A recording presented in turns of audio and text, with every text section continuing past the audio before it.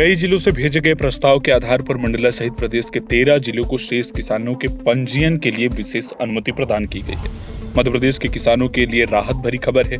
सतना और मंडला समेत प्रदेश के 13 जिलों के किसानों को खरीद विपणन वर्ष 2021-22 में धान उपार्जन के लिए पंजीयन की अनुमति मिली है। इसके तहत पंजीयन की अंतिम तिथि बीत जाने के बावजूद सतना जिले के 658 किसानों को पंजीयन कराने की अनुमति मिली है। वहीं मंडला में पंजीयन के लिए शेष किसानों का 12 केंद्रों में 26 अक्टूबर तक पंजीयन होगा। मिली जानकारी के अनुसार खरीद विपणन वर्ष 2021-22 में धान उपार्जन के लिए किसानों के पंजीयन की अंतिम तिथि 14 अक्टूबर 2021 तक पंजीयन के लिए लंबित आवेदनों वाले 658 किसानों के पंजीयन की अनुमति प्रदान की गई है।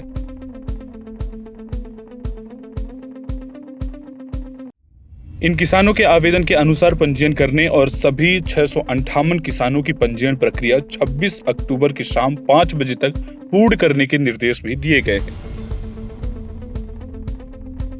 जिन किसानों के पंजीयन पूर्ण करने की अनुमति दी गई है, उनमें से 26 सेवा सहकारी संस्था के पंजीयन केंद्र के 658 किसान शामिल हैं। इसके अलावा खरीद विपणन वर्ष 2021-22 अंतर्गत समर्थन मूल्य पर धान, ज्वार एवं बाजरा खरीदी के लिए मंडला जिले के 12 केंद्रों के 1239 किसानों का पंजीयन 26 अक्टूबर की शाम 5 बजे तक किया जा सकेगा। इस संबंध में खाद्य नागरिक आपूर्ति एवं उपभोक्ता संरक्षण संचालनालय द्वारा जिले से भेजे गए प्रस्ताव के आधार पर मंडला सहित प्रदेश के 13 जिलों को शेष किसानों के पंजीयन के लिए विशेष अनुमति प्रदान की गई है। इसमें मंडला जिले के 12 केंद्रों में 1239 किसान शेष हैं।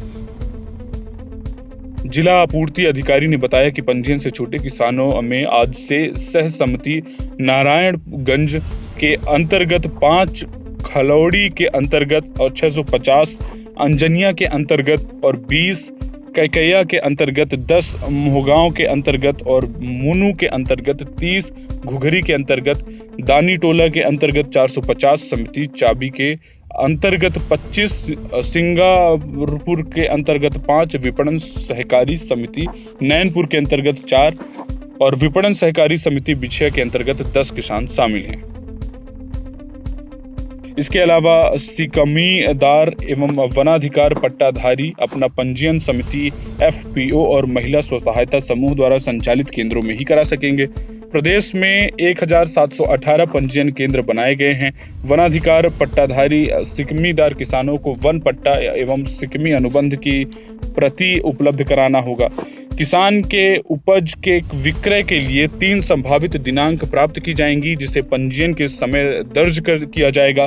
किसानों को भुगतान JIT के माध्यम से सीधे उनके खाते में किया जाएगा।